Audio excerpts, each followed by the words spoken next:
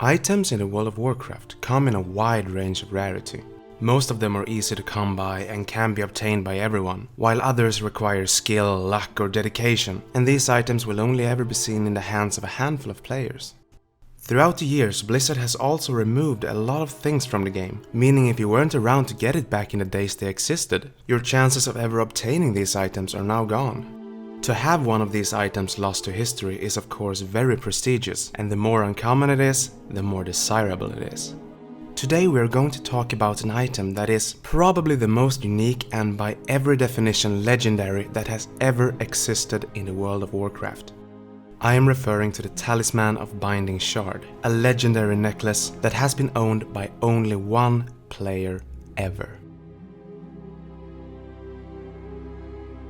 The story begins all the way back in 2005, in the early days of raiding before Blackwing Lair had even been opened. Back before patch 1.4, the loot table in Molten Core was a bit different. For instance, the bosses could drop gear from both Tier 1 and Tier 2, and the bindings of the Windseeker, which are required to assemble Thunderfury, didn't exist yet as they were added in patch 1.6 along with Blackwing Lair. However, while Baron Geddon did not drop any bindings, he did have the Talisman of Binding Shard in his loot table, and on the 23rd of March 2005, the necklace dropped for the American Guild Nerfed. This really was a truly remarkable item for tanks. With all that strength and stamina along with tons of extra resistance, plus a damage inflicting shield to help with threat generation, it just couldn't get any better. Naturally, it went to one of the guild's tanks, a warrior called Noctin.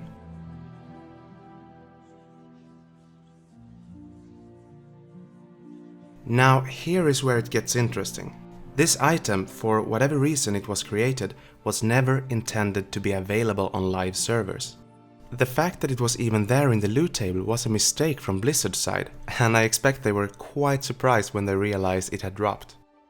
They did act fast, and immediately after it dropped, the Talisman of Binding Shard was hotfixed out of the game. This meant that Nerfed would be the first and only guild to ever loot this item. While the hotfix made sure the item would not drop again, the problem remained that Noctin still had one in his possession. Now you would think that Blizzard would just take the item from him since it wasn't intended to exist, but that's not what happened. Even though the necklace was not supposed to be obtainable, he actually got to keep it, meaning that Noctin was now the only player in history to ever wear the Talisman of Binding Shard.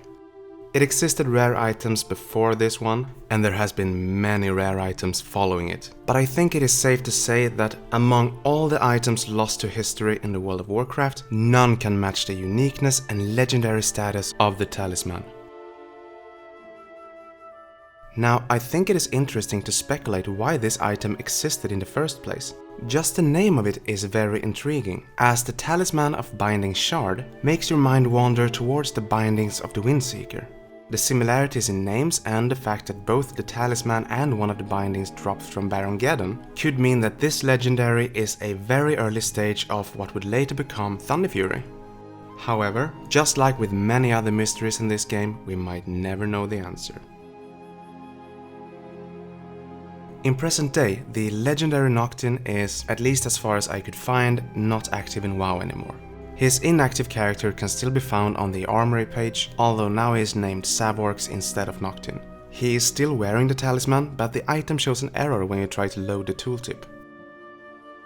While you won't see Noctin play the game anymore, he did get immortalized in Warlords of Draenor, as there is an NPC in Azuna called Warlord Noctin. You will notice that this NPC has a lightning ball that circulates around him. This is actually a direct reference to the Talisman of Binding Shard, because wearing the actual amulet created the very same visual effect. Alright, I hope you have enjoyed this history lesson of one of the most unique items lost to World of Warcraft history.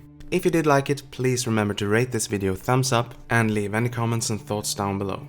Also, if you want more World of Warcraft from a different perspective, please feel free to subscribe to the channel, and I will be back with more stuff very soon. But until then everyone, take care.